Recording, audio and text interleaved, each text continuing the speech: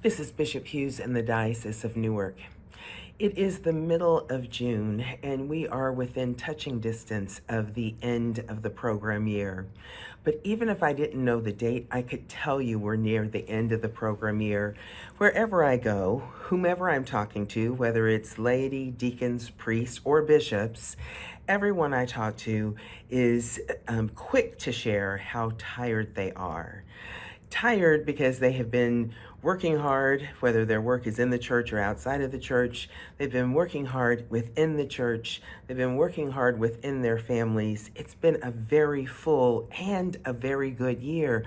So I am not surprised at all that people are tired.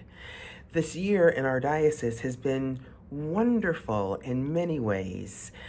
We've got people that have been working really hard at learning and spending time thinking about what it means to grow faith, whether it's your own or somebody else's faith or the faith within your church. We have churches both large and small, taking seriously the invitation to be in collaboration with each other, joining together to either learn something together, do ministry together, support each other, support and pray for each other in each other's ministries.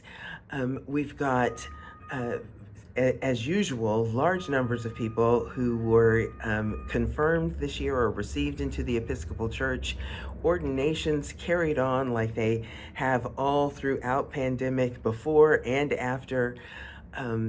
It has just been a full and wonderful year, full of all kinds of blessings and full of gathering the way in which we like to gather. This year is the first year since 2019 that all of our churches were able to do exactly what they had planned for Holy Week and Easter. That is something to celebrate. And we hit the end of this program year and we're tired. It makes sense that people are tired. And the thing to do when you're tired is to take a rest.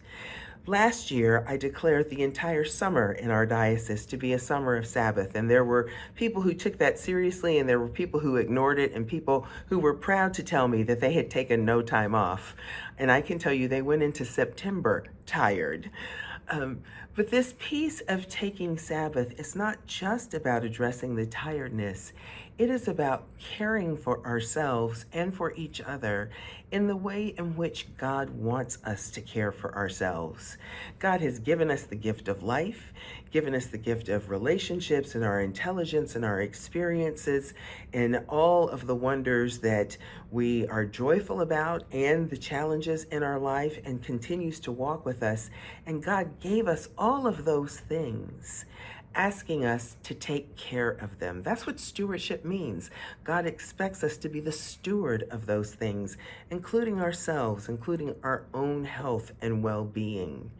So when I make sure you take some Sabbath time, I don't necessarily mean just click off from everything. I mean, take care of yourself. What do you need during the Sabbath? Most of us still need to be around friends and family. Most of us still need to be around our community of faith. But how do we do that in ways that are less pressureful? Can we all get together for a potluck or a picnic rather than having one person do all the planning? Can we read a book together or watch a movie together rather than one person having to put a lesson plan together? How do we share together this time of relaxing with each other rather than remaining in this kind of high pressure need to get the next program or the next event up and on its feet? It is summer, and most of our schedules will be somewhat easier. And I invite you during this summer to review what Sabbath looks like for you. It is a spiritual practice like every other.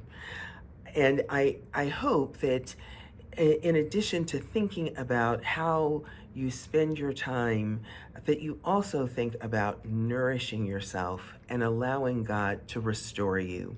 This is something we see Jesus do in the Gospels. Every time he goes out for ministry, we see Jesus go back to a quiet place. I am hoping your quiet place is full of blessings, that it's full of laughter, and that it is full of rest, and that you come back in September restored, and ready to serve God and God's people.